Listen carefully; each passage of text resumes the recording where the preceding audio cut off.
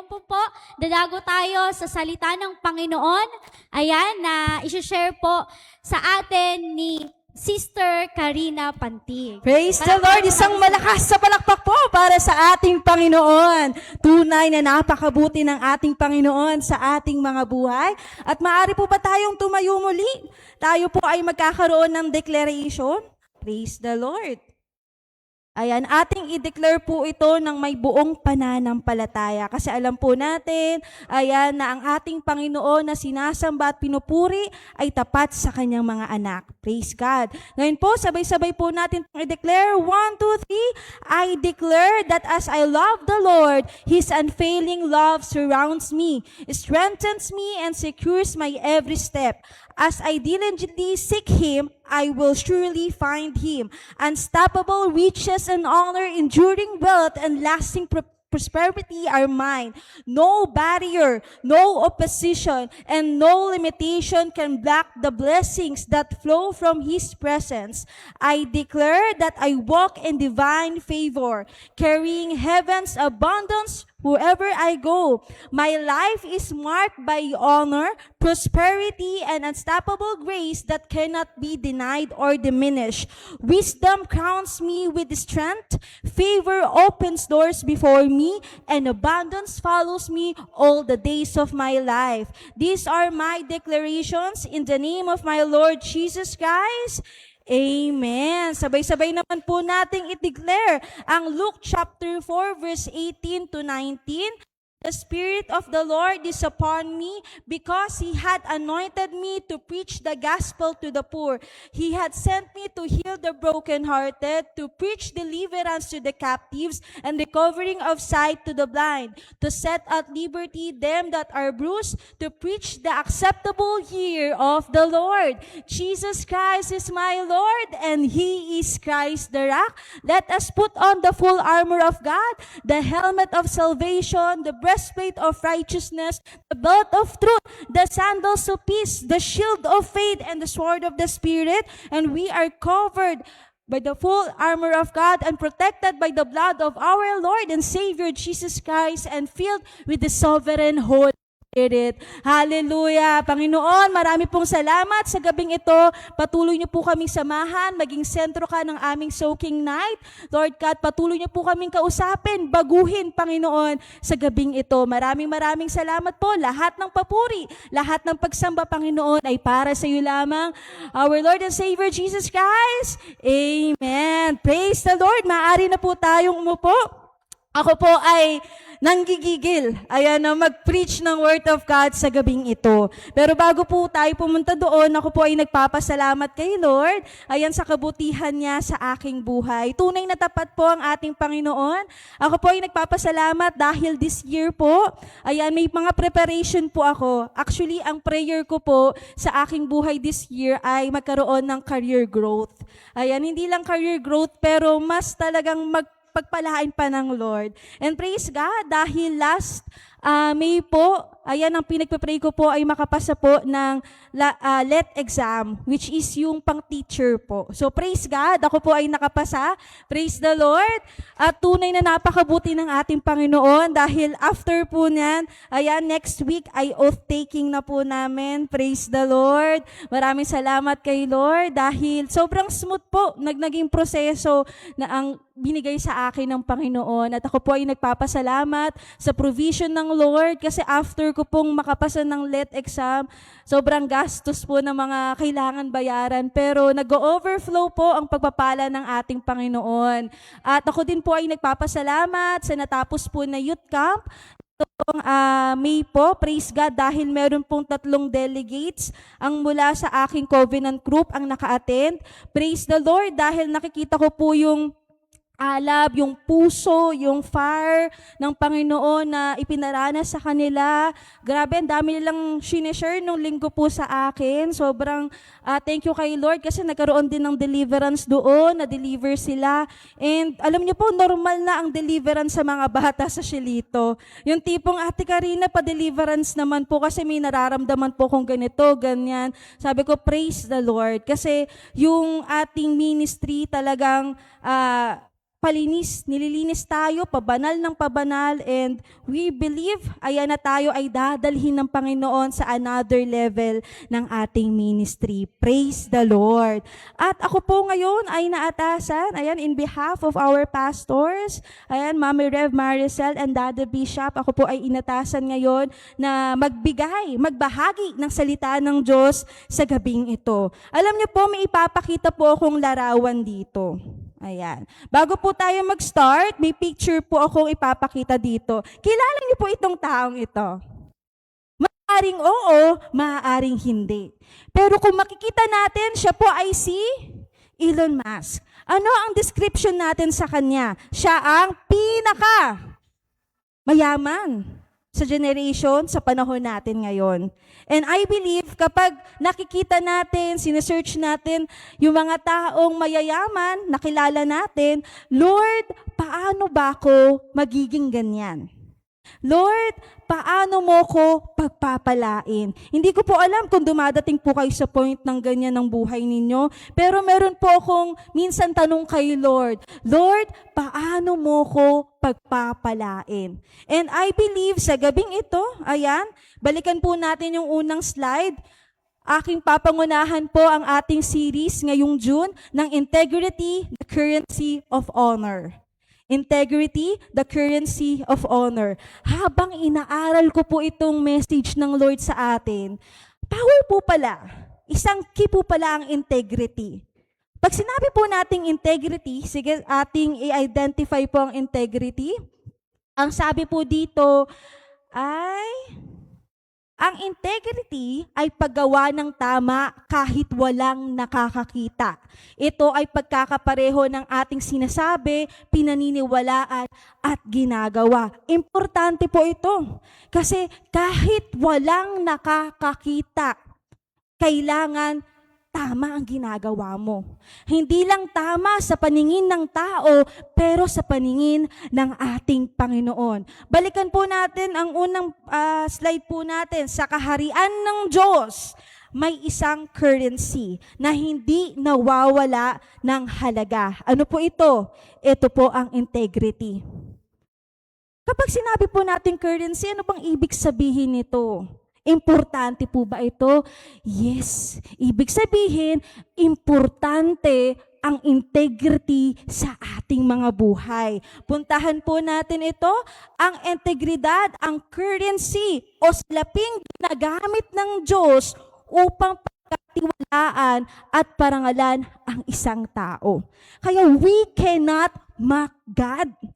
Wala man, hindi man makita ng mga leaders natin, mga kapatiran natin ang ating ginagawa para sa ating Panginoon, pero nakikita ni Lord kung ano ang ang ginagawa mo for Him. Pwede niyo po bang sabihan yung katabi ninyo, alam ni Lord ang ginagawa mo para sa Kanya. Kaya wag mong iisipin, ay nako, hindi na naman ako napansin. Hindi nakita ang ginagawa ko para kay Lord. Tanggalin po natin ang mindset natin na yun. Kasi dito papasok ang integrity natin. Lord, kahit walang nakakakita, gagawin ko to ng buong puso sa'yo. Kasi alam ko na ikaw ang Diyos na tapat sa aking buhay at magiging tapat ako sa'yo.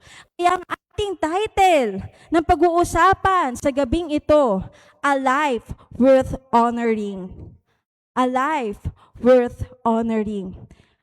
Kailangan makita po tayo ng ating Panginoon na tayo ay sumusunod sa Kanya buong puso, buong kaluluwa.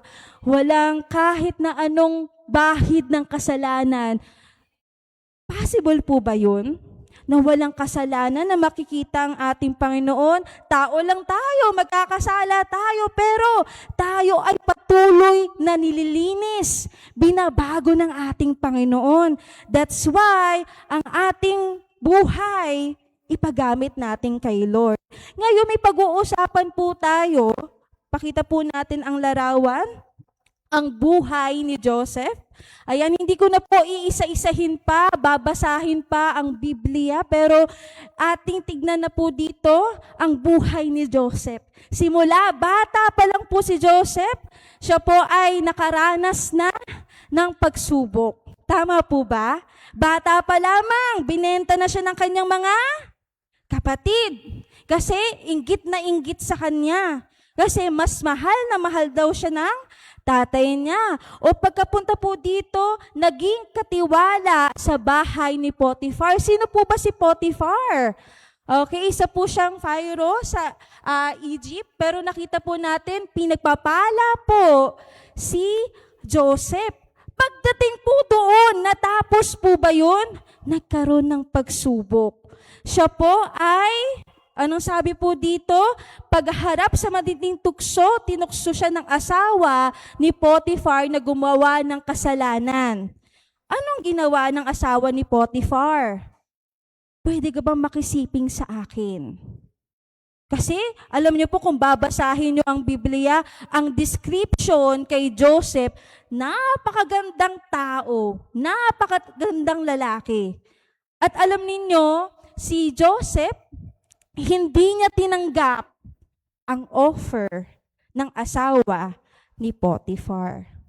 After noon, sa tingin ninyo, maganda na ang buhay ni Joseph.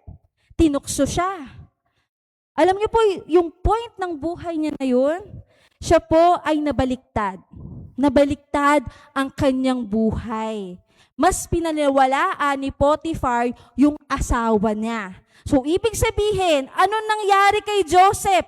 Siya po ay dinakip at ikinulong. Kung minsan sa buhay po natin, parang, Lord, ang ayos-ayos ng buhay ko. Wala naman akong ginagawang masama. Pero bakit may mga taong pilit na hinihila ko pababa? Lord, ginagawa ko naman yung tama eh. Bakit ganito ang nararanasan ko? Bakit mas pinagpapala nyo ang mga taong ito? Gumagawa yan ng mga masasama. Bakit nandito ako sa sitwasyon ng buhay ko? Kung minsan, mapapatanong tayo, tama? Baka minsan ma-question natin, Lord, eto na po ba yung plano mo sa buhay ko? Lord, naging tapat naman ako sa iyo Gumagawa naman ako ng mga bagay na pinapagawa mo sa akin, pero bakit ganito ang buhay ko? Alam niyo mga kapatid, ang realization ko dito, magkaroon tayo ng integrity kay Lord. May tiwala po ba tayo kay Lord? Amen. Kasi naniniwala tayo na kahit anong sitwasyon na iparanas sa atin ng Panginoon, pahintulutan niya yan. Papahintulutan niya yan kasi may maganda siyang plano sa ating mga buhay. Ngayon, puntahan po natin ang mga points na maaaring pwede nating makita at pwede nating mai-apply sa buhay natin kung ano ang ginawa ni Joseph nung siya ay nakaranas ng problema. Puntahan po natin ang ating number 1 point, integrity chooses God over temporary pleasure. Alam niyo po si Joseph, during that time, pwede niya namang tanggapin yung offer ng asawa ni Potiphar. Wala naman nakakakita, wala naman nakakarinig. Sige, okay lang. Pero alam niyo, ang realization ko po dito, hindi tinanggap ni Joseph ang offer ng asawa ni Potiphar kasi sinasamba o kanyang ina-acknowledge ang ating Panginoon. Puntahan po natin ang verse na ito. Sabi po dito sa Genesis chapter 39 verse 9, wala na pong hihigit sa akin sa sambahayang ito. Ipinagkatiwala niya sa akin ang lahat, maliban lang sa inyo, dahil asawa niya kayo. Kaya hindi ko magagawang pagtaksila ng amo ko at magkasala sa Diyos. Alam niyo po, ang mindset dito ni Joseph, una muna, sabi niya rito, hindi ko kayang pagtaksilan yung amo ko. ang bait-bait ng amo ko eh. Bakit ko pagtataksilan yan? Pero alam niyo po, ang na-highlight sa akin dito at hindi ko kayang magkasala sa Diyos. Kung minsan ang enemy sa ating mga buhay, meron siyang ibibigay sa atin ng mga bagay na maaari nating kagatin. Alam naman po natin ang enemy, deceiver. Tama po ba? Kapag deceiver ang enemy, kung minsan, tama naman eh. No? Mukhang okay naman ang ino-offer sa akin ito eh. Pero alam natin, mali. Ganon mag-deceive si Satan. Kaya tayo, dito papasok yung integrity natin na, Lord, kahit anong i-offer sa akin ng mundo, susundin kita. Papupurihan kita. Ikaw lamang ang aking sasambahin at wala nang iba pa. Kaya puntahan po natin to, ang tunay na integridad ay pagpili sa Diyos kahit walang ibang nakakakita. Kahit walang nakakakita mga kapatid, piliin nating sumunod kay Lord. Kung minsan mahirap, kung minsan parang, Lord, kaya ko pa bang ibigay itong tithes ko? Last na to, Lord eh. Sagad na Lord. Pero alam ninyo, nakikita ng Panginoon. Papahintulutan ng Panginoon yung mga pagsubok sa buhay natin para mag-level up tayo kay Lord. Para mag-level up ang ating pananampalataya kay Lord. Kasi once na malagpasan natin yan, ay, ang anak ko, binalik sa akin ng tithes. Sige, ito ang pagpapala. Alam niyo po, meron akong short testimony dito. Bago po ako mapunta sa Falcon School, ako po ay natigas sa pagtuturo ng 6 months. Ayan. During those times, sige, deliverance tayo, baka may pumipigil. Dumating sa point, Lord, gabi-gabi na lang, Lord, deliverance ng deliverance. Bakit parang may mali? Alam niyo po kung ano ang itinuro sa akin at tiniremind ng Lord, mag-tithes ka. During those times, di po ako nakakapag-tithes kasi natigil po ako sa trabaho. Pero, ang narealize ko, hindi natitigil ang pagpapala ng Diyos sa buhay ko. Pinagpapala ako ng magulang ko, may natatanggap ako na blessing, doon ko na-realize na kahit maliit lang ang halaga na natatanggap natin, pero kung magiging tapat tayo kay Lord, alam ni Lord yan. Alam niyo po, nag-tithes ako, nag-offering ako, nag-portion to the priest ako, kahit wala nang matira, kasi maliit lang po yung pamasahe lang halos. After a week, may tumawag sa akin na school. At ito ang Falcon School. Itinuro sa akin ng Panginoon, maging tapat ka sa maliit kasi ako ang bahala sa'yo. Kaya kahit na anong mangyari mga kapatid, maging tapat tayo sa ating Panginoon. Pwede niyo po bang sabihan yung katabi ninyo, maging tapat ka sa ating Panginoon. Praise the Lord. At sa number 2 naman po natin, integrity remains faithful during unfair situation. Puntahan po natin ang Genesis chapter 39, 20-21. Kaya ipinadakip niya si Jose at pinasok sa bilangguan ng hari. Pero kahit nasa bilangguan si Jose, ginagabayan pa rin siya ng Panginoon. At dahil sa kabutihan ng Panginoon, panatag ang loob at tagapagpahala ng bilangguan kay Jose. Alam ninyo, kapag alam po natin na ginagawa natin ng buong puso ang ipinapagawa ng Diyos sa atin, kahit may gawin ng kalaban sa ating mga buhay, may kapayapaan. Kasi alam natin, everything is under control. Hindi papahintulutan ng Panginoon na mangyari ito sa buhay natin nang walang dahilan. Tandaan po natin, si Lord tapat siya. Alam ni Lord kung anong ginagawa niya sa buhay natin. Kung minsan parang dadating tayo sa point, Lord, bakit ko ito nararanasan, Lord? Bakit ganito ang buhay ko ngayon, Lord? Kung minsan may mga ganun po, maaari tayong tanong kay Lord kapag sobrang nasa lugmok na moments na po tayo. Pero alam po ninyo, si Jose, nung idinakip po siya at ipinasok sa bilangguan, siya alam niya na ginagabayan siya ng ating Panginoon. Alam niya na mabuti ang ating Panginoon. Actually, sabi rito, panatag ang loob ng tagapamahala ng bilangguan kay Jose. Kasi alam niya na si Jose ay isang anak ng Diyos. Kung minsan, makakaranas po tayo ng mga sitwasyon na, Lord, hindi dapat ako nandito. Kasi hindi ko naman to ginawa. Lord, alam ko naman na dapat hindi ko mararanasan tong sitwasyon na to, pero bakit nararanasan ko to? Pwede niyo po bang sabihan yung katabi ninyo, relax lang kapatid. Kasi may ginagawa si Lord.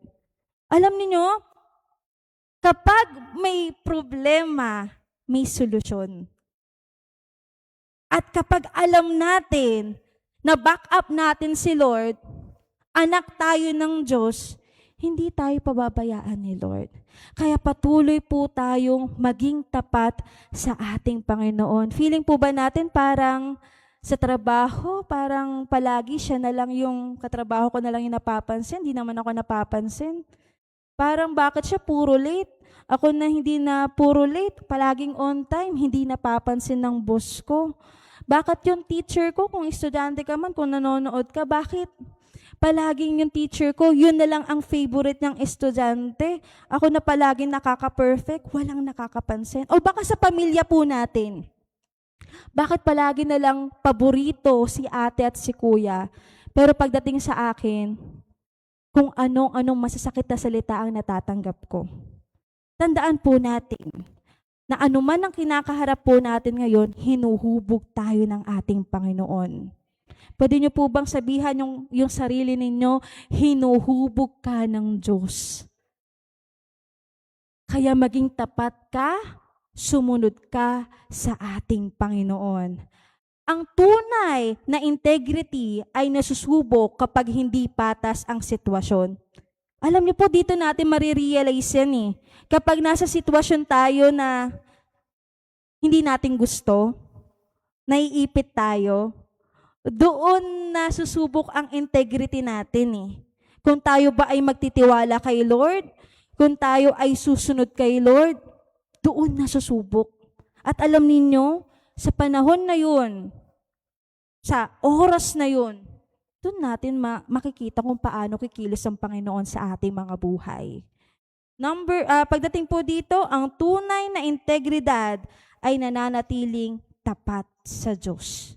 Kaya pwede niyo po bang sabihan ng katabi ninyo, maging tapat ka kay Lord.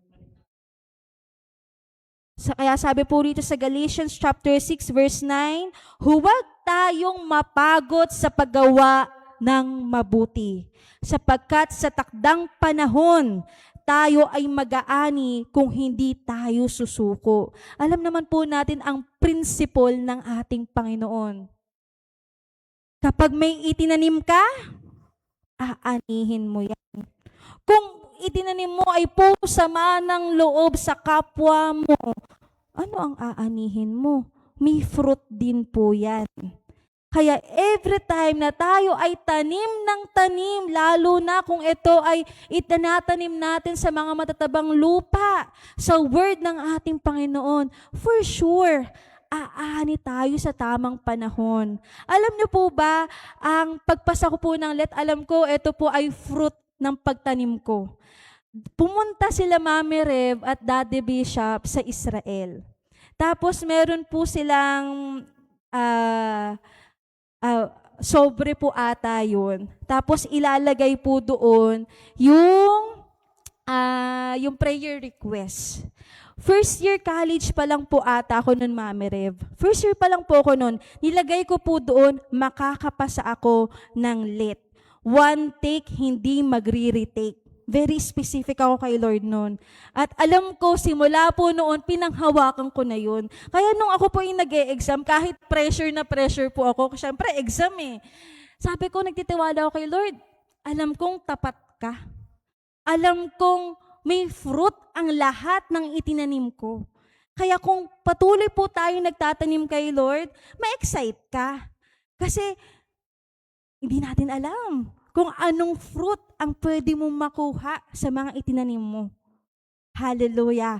Kung alam ng Panginoon na genuine tayo, na sumasamba, nagpupuri, sumusunod, nagsaserve sa Kanya, genuine ang ating Panginoon. Tandaan natin, mayaman ang Lord. At importante ang integrity sa pagsaserve sa Kanya. Kasi kahit na wala man nakatingin sa atin, dapat si Lord ang audience natin. Si Lord lang at wala nang iba. Para kahit walang makakita, walang makapansin. May joy tayo sa puso kasi alam natin, ang pinaka-audience natin, si Lord. At si Lord ay tapat sa kanyang mga anak. Hallelujah. Next po natin. Sabi po rito, ang integrity ay hindi lamang kapag maganda ang sitwasyon. Ang daling magtiwala kay Lord kapag maganda ang sitwasyon. Tama po ba? Walang problema, wala kang iniisip na kung kahit na ang daling magtiwala kay Lord, ang daling sumunod kay Lord. Hindi lamang kapag may gantimpala. Alam niyo ang mga tao, gustong-gustong sumunod kay Lord kapag may gantimpala. Hindi ganun ang buhay, mga kapatid. Papahintulutan ng Lord ang mga pagsubok para mas lalo tayo magtiwala sa Kanya. Para mas ma-equip ang integrity natin sa pagsuserve natin kay Lord. At hindi lamang kapag may nakakakita. Kaya dapat ang mindset natin, mga kapatid, kahit walang nakakakita, magiging tapat ako kay Lord. Susunod ako kay Lord. Ano man ang sabihin ng iba, palagi lang po tayo magpakumbaba. Kasi we cannot mock God. Kapag alam natin na may karga tayo, yung mga sensitive dito, kapag alam ko pong may karga ako, Rem, deliver mo naman ako. And every time, alam niyo po, lalo po akong na-humble nung ako ay sumali po sa prayer chain. Ang schedule ko po ay 11 p.m. to 12 a.m. Nun po talaga battle ko ang tulog, ang antok. Pero nung nag-decide ako, sige Lord, itong time na to ilalaan ko, makikipaglaban ako sa iyo. Kahit walang nakakakita, kahit nga wala pong kasama sa G-Meet, sige Lord, patuloy lang tayong magpe-pray. And alam niyo po, every time na dapat nagpe-pray tayo sa prayer chain, sumali po yung mga hindi pa po nakakasali sa prayer chain, dapat ini-imagine natin na ito yung kalaban. At nasa labanan tayo. At marami tayong inilalaban sa ating Panginoon. Alam niyo, kahit walang nakakakita sa atin, nakikita tayo ng Lord. Kaya nakikita po natin ang bilis ng answered prayer, napapalitan na yung mga pinagpe-pray natin, nakikita natin, eto po, praise the Lord, kasi nung youth camp, nagulat ako, si Jet pala yung isa doon kasi ako po yung devotional leader. Sabi ko, anong name mo? Ako po si Jet from Bukawi. Nagulat po ako. Kasi sabi ko, ikaw yung pinagpe-pray namin. Grabe, praise the Lord. Tapos doon na, nag-iiyak. Parang naiiyak na rin po ako noon kasi nagte-testimony na po siya. Sabi ko, praise the Lord. Alam niyo po, yung mga ganitong moment natin, alam natin, between ikaw at si Lord ang nakakaalam nun. Hindi nakikita ng iba yun. Kasi maaaring 11 p.m. to 12 p.m. o 12 a.m., tulog na yung iba sa atin. Tama po ba? Nagpapahinga na. Pero tayo ay nakikilaban pa sa panalangin at nakikita ito ng ating Panginoon. Kaya importante ang integrity sa ating buhay. At eto po papangunahan ko na po kayo. Ayan ang gustong kuhanin ng kalaban sa ating buhay.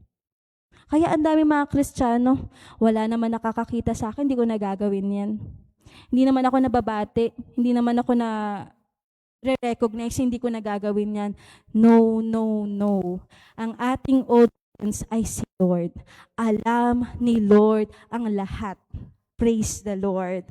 At next po natin, integrity attracts God's favor. Sabi po sa Genesis chapter 39 verse 21, ginagapayan pa rin siya ng Panginoon at dahil sa kabutihan ng Panginoon, panatag ang loob at tagapamahala ng bilangguan kay Jose. Alam po ninyo, kahit nasa bilangguan si Joseph, pinagpapala pa rin siya ng Panginoon. And I believe, kahit nasa isang kulungan man tayo, nasa isang problema man tayo, alam niyo po, hindi ko po iniisip na every time na may problema, hindi ko iniisip na, Lord, magtatagal ako dito. Alam ko kasi na after ng problema na ito, breakthrough. And alam po ninyo, hindi papahintulutan ng Diyos ang pagsubok sa buhay natin na hindi natin siya kasama. Kasama natin ang pabor ng Diyos. Sa lahat ng panahon, alam natin, kasama natin ang ating Panginoon. Alam niyo po, sabi ko nga po kanina, after ng LET exam, ang mahal ng ticket, ang mahal ng oath-taking. Sabi ko, Lord, yung aking po kasing budget na ibigay na o na itanim na sa mga youth camp, ayan, sa mga kabataan. Sabi ko, Lord, alam kong tapat ka. Next week na ang oath-taking ko, Lord, wala pa akong pambayad. Pero alam po ninyo, sa pagsubok na aking ikinakaharap, mabuti ang Lord. Nag-provide ang Panginoon. Praise the Lord kasi alam niyo po, habang ginagawa o habang inaayos ko po yung oath-taking ko, bayad pa po ako sa school kahit absent po ako. Alam niyo, ganun kumilos si Lord Gagawa siya ng paraan na akala nating imposible. Kasi marami po mga teachers sa amin, ito po, bigyan ko ng po kayo ng background, na umabsent, nabawasan yung sweldo nila. Pero alam po ninyo, kapag anak ka ng Diyos, kapag nagtiwala ka kay Lord, nagtapat ka kay Lord, yung mga imposible, magiging posible. And I believe, hindi lang po ako ang makakaranas ng ganong pabor. Lahat po tayo. Alam niyo po, lahat ng anak ng Diyos ay paborito niya. Kaya pwede niyo po bang sabihan yung katabi ninyo, paborito ka ni Lord. Lagi mong i-declare yan sa buhay mo. Ako po, every time ko po dinideclare yan, paborito ako ng Lord. Kahit marinig ako ng ibang tao, parang iba na yung tingin sa akin. Anong tingin mo sa'yo? Pero kasi anak ako ng Diyos Tama po ba? Anak tayo ng Diyos. Dapat ganun tiwala na meron tayo sa ating Panginoon. Ang integridad ay hindi hadlang sa tagumpay. Ito ang daan patungo sa karangalang nagmumula sa Diyos. Ang dami po nating pwedeng pagdaanan na pagsubok. At kailangan lang tayong magtiwala sa ating Panginoon. At last po natin, integrity leads to honor in God's time. Integrity leads to honor in God's time. Next po nating slide. Mula sa kulungan, naging gobernador si Joseph. Alam niyo po ba na ang story po na ito, kasi po si Potiphar, bigyan ko po kayo ng background, siya po ay nananaginip. At walang sino man ang nakakapag-interpret ng panaginip niya. Pero dating sa point, talagang nababag na si Potiphar. At sinabi si Joseph ay kaya makapag-interpret ng dreams. Para ikat po ang story, na-interpret po ni Joseph ang panalangin ni Potiphar.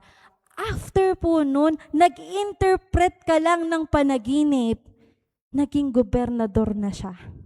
And I believe, sa isang kilos lang natin, mararanasan natin ang breakthrough sa ating buhay. Hindi nga po natin alam, maghuhugas ka lang ng pinggan, after nyan, maging milyonaryo ka ni. Paglabas mo lang dito, hindi natin alam kung anong plano ng Diyos sa buhay mo. Isang galaw mo lang, isang pagsunod mo lang sa ating Panginoon, mararanasan natin yung pagkilos ng ating Panginoon. Hindi siya umangat dahil sa connection. Mga kapatid, hindi mo kailangan ng backer para umangat ka. Kasi si Lord ang backer natin. Hindi siya umangat dahil sa impluwensya. Hindi natin kailangan lumapit sa mga politician, sa mga artista, sa mga sikat na tao. Hindi mo kailangan lumapit sa kanila kasi sila ang lalapit sa iyo, kasi kakausapin ng Diyos ang mga taong nasa paligid natin para pagpalain tayo at tulungan tayo. Hindi siya umangat dahil sa pandaraya. Hindi mo kailangan gumawa ng masama para umangat ka. Ganon kumilos si Lord. Alam niyo po, kung ikaw magiging tapat lang, ang sarap mabuhay. Pwede niyo po bang sabihan yung sarili ninyo, ang sarap mabuhay. Sobrang sarap mabuhay. Kaya patuloy lang po tayong sumunod sa ating Panginoon. Siya ay umangat dahil sa kanyang integridad at pabor ng Diyos. Kaya alam po ninyo, ang anak ng Diyos, hinahabol yan ng favor ni Lord. Kitang-kita po yan sa buhay ng bawat isa. Kaya yung miracles po, yung mga pinagpe-pray natin na parang, Lord, parang imposible. Nagiging posible. Kasi yung pananampalataya natin, yung pagsunod natin kay Lord, alam po natin na hindi tayo pababayaan ng Panginoon. Ang sabi po dito, ang honor na galing sa Diyos ay mas matibay kaysa sa honor na galing sa tao. Maaring mabagal ang proseso, ngunit ang promotion ng Diyos ay laging nasa tamang panahon.